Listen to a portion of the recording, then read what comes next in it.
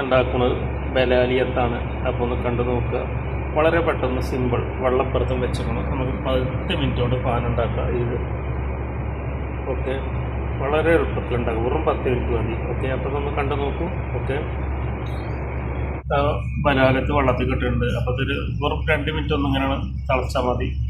അപ്പോൾ നമുക്കത് വിറ്റാം. ഓക്കെ, അപ്പോൾ നമുക്ക് വിറ്റുന്നത് ശ്രദ്ധിക്കാം. ഓക്കെ, വെറും 2 മിനിറ്റ്.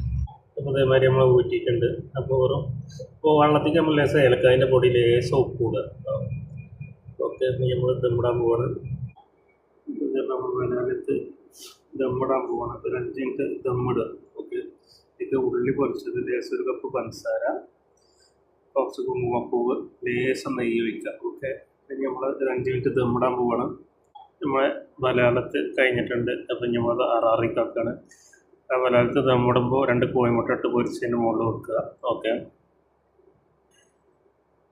നമ്മൾ ബലാലത്ത് കഴിഞ്ഞിട്ടുണ്ട്. അതേമാതിരി കോഴിമുട്ട അതേമാതിരി എൻ്റെ മുകളിൽ കോഴിമുട്ട പൊരിച്ച് വെക്കുക. ഓക്കെ, ഇഷ്ടപ്പെട്ടാൽ എല്ലാവരും ലൈക്കൊക്കെ സബ്സ്ക്രൈബ് ചെയ്യുക, ബെല്ലൈക്കൺ അമർത്തുക. ഓക്കെ, എല്ലാം ചെയ്യുക, സപ്പോർട്ട് ചെയ്യുക. Okay, by.